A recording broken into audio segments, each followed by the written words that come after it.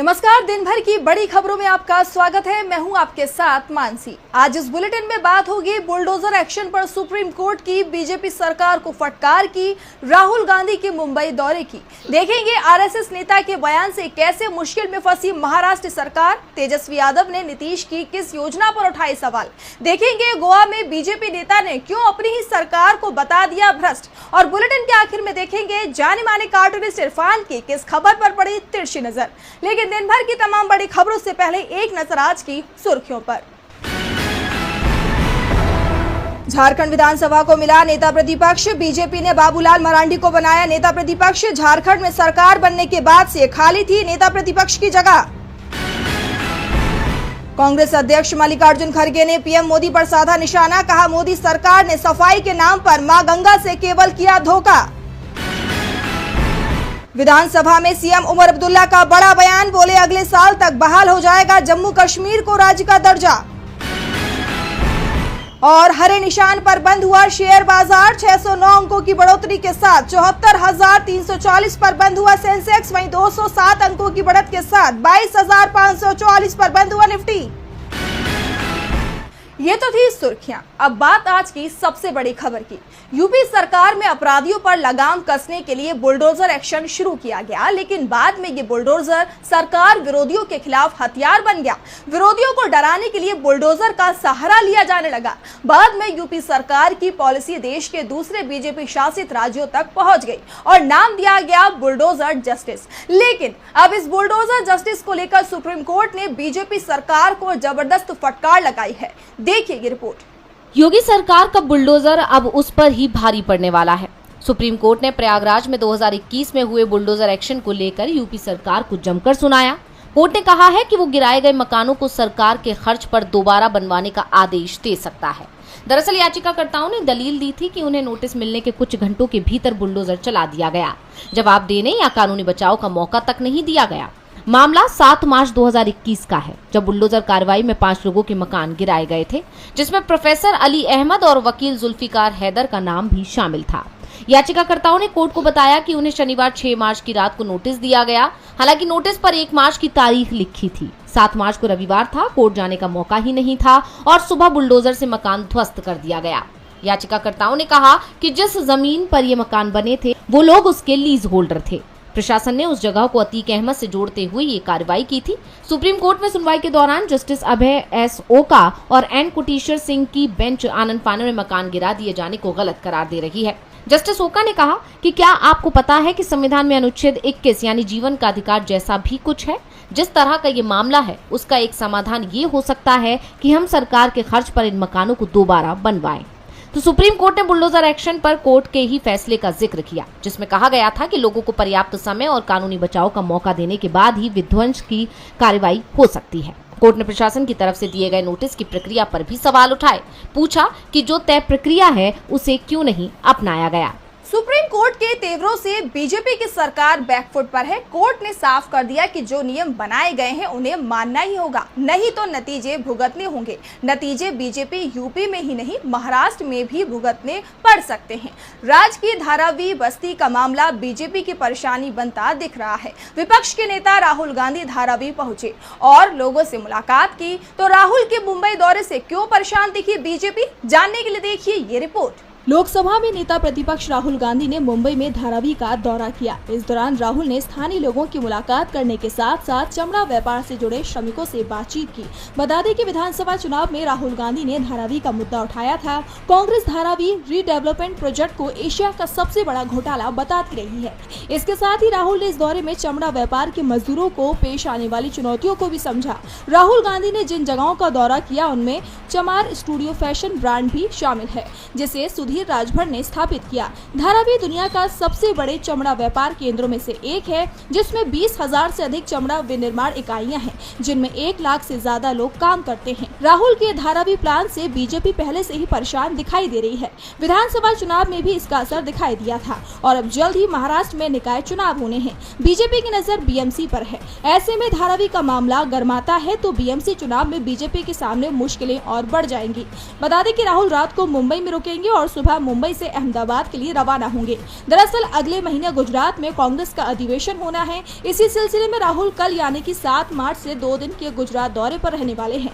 यहाँ राहुल गांधी पार्टी नेताओं और कार्यकर्ताओं के साथ बैठक करेंगे। वह विधानसभा चुनाव को लेकर भी रणनीति बनाएंगे। राहुल के मुंबई पहुंचने से बीजेपी परेशान दिख रही है। उसकी परेशानी आरएसएस ने भी बढ़ा दी है। पहले से ही महाराष्ट्र और कर्नाटक के बीच में भाषा विवाद के चलते टकराव चल रहा था। अब आरएसएस के नेता भैयाजी जोशी ने मराठी को लेकर ऐसा बयान दिया जिसने बीजेपी की मुश्किलें बढ़ा दी हैं। देवेंद्र फडणवीस भी संघ नेता के बयान का विरोध करने को मजबूर हो गए हैं। तो क्या है पूरा मामला, जानने के लिए देखिए ये रिपोर्ट। तमिलनाडु और कर्नाटक के बाद अब महाराष्ट्र में भी भाषा को लेकर विवाद छिड़ गया है। इस बार ये विवाद आरएसएस के नेता के बयान पर छिड़ा है। आरएसएस नेता भैयाजी जोशी ने मराठी के बारे में बात करते हुए कहा कि मुंबई की कोई एक भाषा नहीं है, इसलिए मुंबई आने या यहाँ रहने के लिए मराठी सीखने की जरूरत नहीं है। आरएसएस नेता के इस बयान ने महाराष्ट्र की सियासत में भूचाल ला दिया है। विपक्षी दल शिवसेना और एनसीपी इस पर भड़क गए हैं। शिवसेना यूबीटी सांसद संजय राउत ने तीखे स्वर में सवाल किया कि आप मुंबई में आकर इस तरह का बयान कैसे दे सकते हैं? क्या आपको महाराष्ट्र की संस्कृति और इतिहास का कोई सम्मान नहीं है? मुंबई जो मराठी मानुष का गढ़ है, वहां इस तरह की बातें करना पूरी तरह से असंवैधानिक है। राउत ने यह भी पूछा कि भैयाजी जोशी को इस तरह का बयान देने का अधिकार किसने दिया? उन्होंने मुख्यमंत्री देवेंद्र फडणवीस को भी आड़े हाथों लेते हुए कहा कि आप महाराष्ट्र के सबसे बड़े पदों पर बैठे हुए हैं, लेकिन इस मामले में चुप हैं। क्या आप भी इस तरह की सोच को बढ़ावा देने वाले हैं? हालांकि बाद में इस पर फडणवीस की तरफ से भी सफाई आई कि मुंबई में रहने वालों को मराठी सीखनी ही चाहिए। भैयाजी जोशी इस मत से सहमत होंगे। मैं फिर एक बार सरकार की तरफ से कहना चाहता हूं कि महाराष्ट्र की भाषा मराठी है। यहाँ पर सभी भाषा का सम्मान किया जाता है। इस बीच भैयाजी जोशी ने भी सफाई दी कि उनके बयान से गलतफहमी हुई है। महाराष्ट्र की भाषा मराठी है। आपको बता दें कि पूरे दक्षिण भारत में भाषा को लेकर तनाव दिखाई दे रहा है। मोदी सरकार की 3 भाषा नीति के खिलाफ तमिलनाडु के सीएम एमके स्टालिन ने अपना रुख साफ कर दिया है। कर्नाटक ने भी विरोध जताया है। तेलंगाना और पंजाब में भी इसकी गूंज सुनाई दे रही है। इस बीच आए आरएसएस नेता के इस बयान ने इस विवाद को और भड़का दिया है। ऐसे में अब ये मामला कैसे शांत होता है या और भड़क जाएगा, ये आने वाले वक्त में साफ हो जाएगा। लेकिन एक बात तय है कि मोदी सरकार अब इस मुद्दे पर बुरी तरह से घिर गई है। भाषा विवाद बीजेपी की चिंता बन चुका है। खास तौर पर महाराष्ट्र और दक्षिण के राज्यों में इसे लेकर जिस तरह से विरोध हो रहा है, उसने बीजेपी को और मुश्किल में डाल दिया है। तो बिहार में भी बीजेपी और उसके सहयोगियों की मुश्किलें बढ़ती दिख रही हैं। तेजस्वी यादव ने कई बड़ी घोषणाएं कर दी हैं। ये भी साफ कर दिया है कि महागठबंधन की सरकार बनेगी तो नीतीश कुमार का एक बड़ा फैसला पलट दिया जाएगा। देखिए ये रिपोर्ट। बिहार में आरजेडी नेता तेजस्वी यादव ने शराबबंदी को लेकर एक बड़ा ऐलान किया है। उन्होंने शराबबंदी कानून में बदलाव करने की बात कही है। नेता प्रतिपक्ष तेजस्वी यादव ने प्रेस कॉन्फ्रेंस की। इस दौरान उन्होंने नीतीश सरकार पर हमला बोला है और सीएम नीतीश कुमार की योजना शराबबंदी को पूरी तरह से विफल बताया। तेजस्वी ने कहा कि इस साल होने वाले विधानसभा चुनाव के बाद जब हमारी सरकार बनेगी तो बिहार में शराबबंदी कानून में बड़ा बदलाव किया जाएगा। इसमें साल 2016 के पहले वाली स्थिति लाई जाएगी और ताड़ी को इससे अलग किया जाएगा, क्योंकि ये प्रदेश की बड़ी आबादी के लिए जीविका का जरिया है। नेता प्रतिपक्ष ने आरोप लगाया कि ये कानून न सिर्फ गरीबों की तबाही की वजह बन गया है, बल्कि पुलिस के लिए दमन का एक बड़ा हथियार भी बन चुका है। बता दें, शराब बिहार में फिलहाल बंद है। शराब बेचने पर गिरफ्तारी होती है, जिस पर तेजस्वी का बयान सामने आया है। उन्होंने कहा कि लालू यादव ने शराब को टैक्स फ्री किया था, अब फिर से उसी तर्ज पर पुरानी व्यवस्था में शराब शामिल रहेगी। इसके अलावा तेजस्वी ने बिहार में फ्री बिजली का ऐलान किया है। आरजेडी नेता ने कहा कि महागठबंधन की सरकार बनी तो बिहार में 200 यूनिट फ्री में बिजली दी जाएगी। इसी तरह बिहार में 100% डोमिसाइल नीति लागू की जाएगी। सरकारी नौकरी के लिए भरने वाले फॉर्म का पैसा नहीं देना पड़ेगा। वहीं जब तेजस्वी से सीएम फेस को लेकर सवाल किया गया तो उन्होंने कहा कि महागठबंधन में सीएम का चेहरा कोई भी हो, मुझे फर्क नहीं पड़ता, मैं अपने काम में लगा हूँ, जनता तय करेगी आगे क्या होगा। तेजस्वी का ये ऐलान बीजेपी के लिए आगामी चुनावों में बड़ी चुनौती खड़ी कर सकता है। शराबबंदी का मामला एनडीए की भी परेशानी बना हुआ है। हम और बीजेपी इसे लेकर नीतीश कुमार पर पहले तीखे हमले कर चुके हैं और अब तेजस्वी यादव ने भी इसे लेकर बड़ा ऐलान कर दिया है। बिहार में इसी साल चुनाव होने हैं, ऐसे में तेजस्वी बेहद सधी चाल चल रहे हैं। लेकिन गोवा की बीजेपी सरकार की चाल जरूर बिगड़ती दिख रही है, क्योंकि बीजेपी के दिग्गज नेता ने ही अपनी सरकार को लेकर कहा है कि यहाँ तो बिना रिश्वत के कोई काम होता ही नहीं है। देखिए ये रिपोर्ट। बीजेपी नेता और गोवा के पूर्व मंत्री पांडुरंग मडकाईकर ने अपनी ही सरकार पर भ्रष्टाचार में लिप्त होने का आरोप लगाया है। पांडुरंग ने कहा कि उन्होंने अपनी फाइल पास करवाने के लिए एक मंत्री के पीए को रिश्वत दी थी। मडकाईकर ने इस मंत्री का नाम नहीं लिया। उनका आरोप है कि सीएम प्रमोद सावंत की कैबिनेट के मंत्री पैसे गिनने में व्यस्त हैं। बीजेपी नेता ने आगे कहा कि कुछ भी नहीं हो रहा है, सभी मंत्री सिर्फ पैसे गिनने में व्यस्त हैं। गोवा में कुछ नहीं हो रहा है। पिछले सप्ताह मैंने एक मंत्री को एक छोटे काम के लिए लगभग 15 से 20 लाख रुपए दिए। मैं उनका नाम नहीं लेना चाहता। उन्होंने मेरी एक फाइल ली जो मैंने विभाग से प्रोसेस की थी। वो फाइल लेकर घर चले गए और संदेश दिया कि अगर कोई उस फाइल को लेने आए तो उसे उनसे मिलकर आना होगा। मडकाईकर ने आगे कहा कि मैंने अपने मैनेजर को मंत्री से मिलने भेजा। उन्होंने मुझे उनके पीए से मिलने के लिए कहा। उनके पीए ने सीधे 15 से 20 लाख रुपए की मांग की। ये पैसा पिछले सप्ताह दिया गया था। ये एक नियमित काम था। मैं भी मंत्री रह चुका हूँ। मुझे विभाग में अपनाई जाने वाली प्रक्रियाओं का पता है। जब मैं पार्टी छोड़ूंगा तो मैं उनका नाम लूंगा। उन्होंने गोवा में भ्रष्टाचार को लूट करार देते हुए कहा कि लोग इन मंत्रियों को घर भेजने का इंतजार कर रहे हैं। अगले चुनाव में कम से कम 50% विधायक नए होंगे।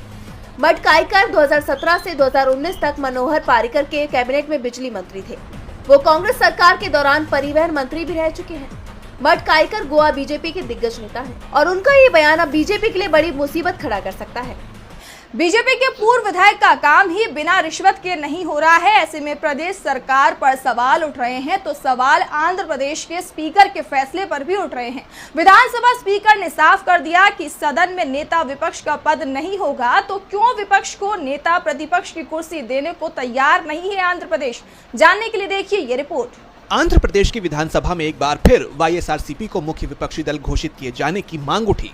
इस मांग को लेकर पार्टी के प्रमुख जगन मोहन रेड्डी और विधानसभा स्पीकर के बीच बहस हो गई, लेकिन स्पीकर सी अयन्ना पात्रुडू ने पार्टी के मुखिया जगन मोहन रेड्डी के विपक्ष के नेता के तौर पर मान्यता दिए जाने की मांग को सिरे से खारिज कर दिया। स्पीकर ने जगन मोहन रेड्डी की इस मांग को अनुचित इच्छा करार देते हुए कहा कि नेता विपक्ष पद के लिए किसी भी पार्टी के पास विधानसभा में कम से कम 1/10वां हिस्सा होना चाहिए। राज्य विधानसभा में कुल विधायकों की संख्या 175 है।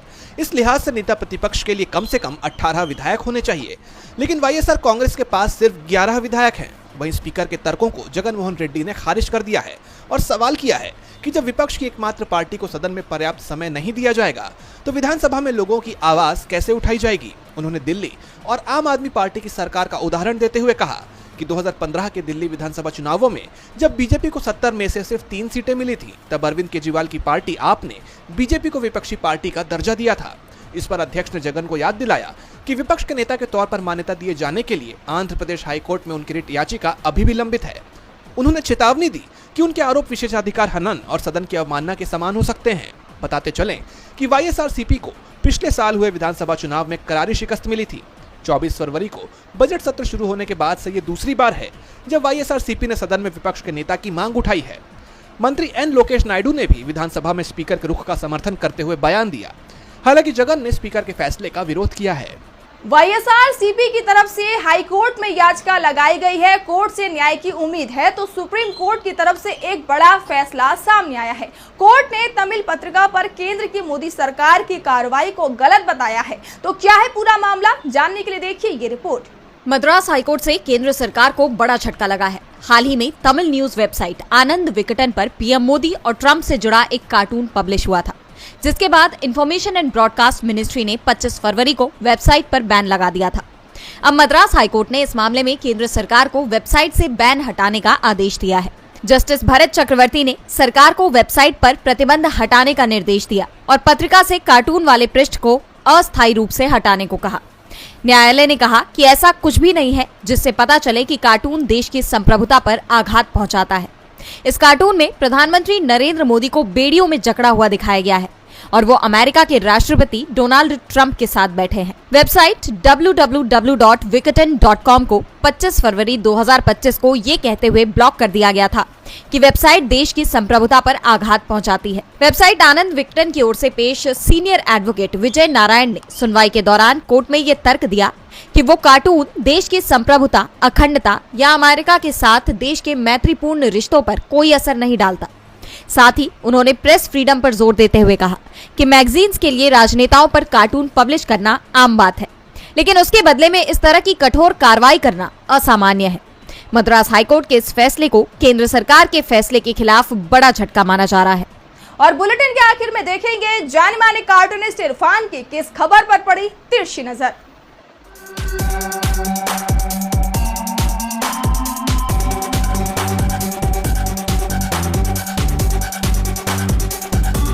लीजिए, वरिष्ठ कांग्रेसी नेता और पूर्व प्रधानमंत्री राजीव गांधी के बाल सखा, उनकी कैबिनेट के खास अंग मणिशंकर अय्यर आज बीजेपी के काम के हो गए हैं। उन्होंने राजीव गांधी की शिक्षा पर ही सवाल उठा दिए हैं। उन्होंने कहा कि राजीव गांधी कई बार अपनी पढ़ाई लिखाई में फेल हुए और एक प्रधानमंत्री के तौर पर उनकी शिक्षा दीक्षा भी पूरी नहीं हुई थी। ये बात तो सही है मणिशंकर जी, राजीव गांधी जी आपके हिसाब से हो सकता है फेल न हुए हों, लेकिन वो एक नीच आदमी नहीं थे और अनपढ़ भी नहीं थे।